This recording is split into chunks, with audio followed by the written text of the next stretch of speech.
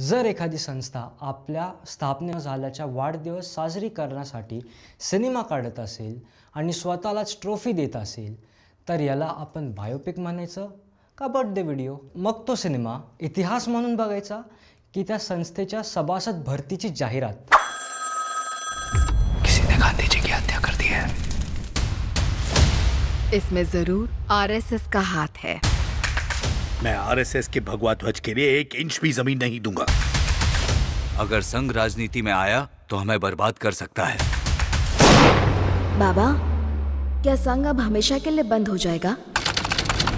चला तर मग आज आपण रिव्ह्यू करूया शतक या सिनेमाचा। नमस्कार मंडळी, मी आहे ऋतिक आणि तुम्ही बघताय पिक्चरबाज। आजचा विषय एक असा चित्रपट जो स्वतःलाच इतिहासाचं खरं रूप म्हणून प्रेझेंट करतो। शतक पूर्ती निमित्ताने बनवलेला हा सिनेमा आहे राष्ट्रीय स्वयंसेवक संघवर आधारित। क्रिएटर अनिल अगरवाल, डायरेक्टर आशिष माल, AI VFX आणि प्रचंड आत्मविश्वास घेऊन आलेला हा प्रोजेक्ट स्वतःला सिनेमॅटिक करेक्शन म्हणवतो। पण हा सिनेमा आहे की एका विचारसरणीचा प्रेस नोट? चित्रपटाची सुरुवात होते संस्थापक केशव बलिराम हेगडेवार यांच्यापासून। त्यांना दाखवलं जातं एक मिसअंडरस्टूड रेव्होल्युशनरी म्हणून, ब्रिटिशर्सच्या अगेन्स्ट राहणारे, हिंदू समाजाला एकत्र आणणारे आणि कायम दुर्लक्षित राहणारा असा एक नायक।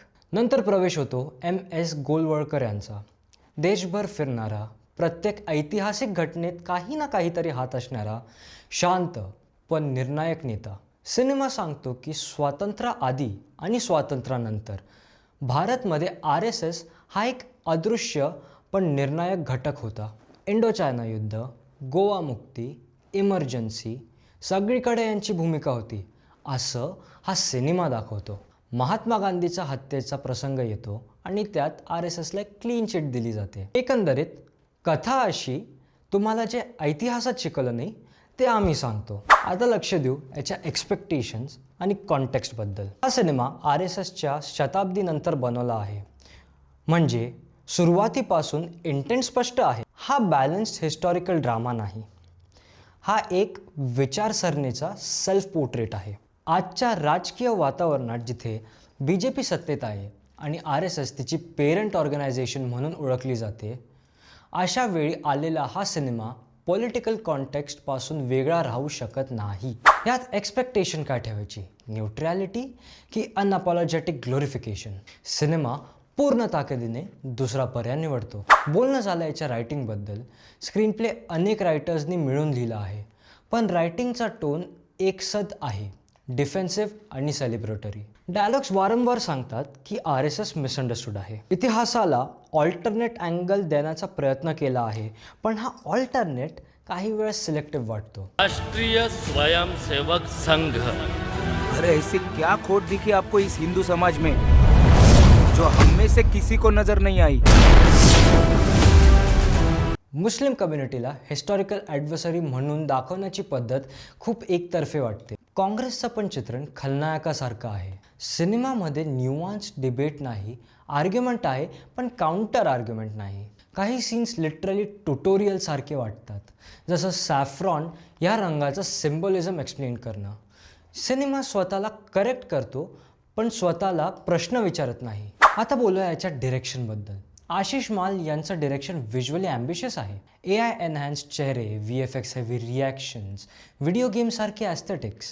पण प्रॉब्लेम असा की सिनेमॅटिक इमर्शन कमी आहे आणि प्रेझेंटेशन जास्त वाटतं। काही प्रसंग खूप स्टेज वाटतात, जणू काही ड्रामॅटिक रिएनॅक्टमेंट पाहतो आहोत। महात्मा गांधीच्या संदर्भात सटल अंडरमायनिंग आहे, डिरेक्ट अटॅक नाही पण कंपॅरिझन कायम आहे। डिरेक्शन कॉन्फिडंट आहे पण ऑब्जेक्टिव्ह नाही। बोलूया ह्याच्या परफॉर्मन्सबद्दल।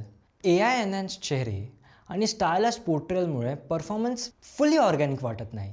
कॅरेक्टर्स फ्लॅश अँड ब्लडपेक्षा आयडिया वाटतात। हेगडेवार आणि गोळवालकर हिरोईक फ्रेम्समध्ये आहेत, अपोजिशन कॅरेक्टर्स कॅरिएचर सारखे वाटतात। ॲक्टिंगपेक्षा पोर्ट्रेलला जास्त महत्त्व आहे। आता बोलूया याच्या टेक्निकल क्राफ्टबद्दल। व्हिज्युअल्स सॅफ्रॉन टोनमध्ये बांधल्या गेले आहेत, लिटरल आणि मेटाफॉरिकल दोन्ही अर्थांनी। VFX आणि AIचा वापर मोठ्या प्रमाणात आहे, पण काही वेळेस रबरी आणि अनकॅनी फील वाटतो। म्युझिक हे पेट्रिऑटिक आहे, प्रोडक्शन डिझाईन ग्रँड आहे पण डॉक्युमेंटरी ऑथेंटिसिटी नाही. एडिटिंग लिनियर आहे पण नॅरेटिव्ह मोमेंटम अनइवन आहे. ये प्रतिबंध तो सिर्फ संघ को रोकने के लिए है.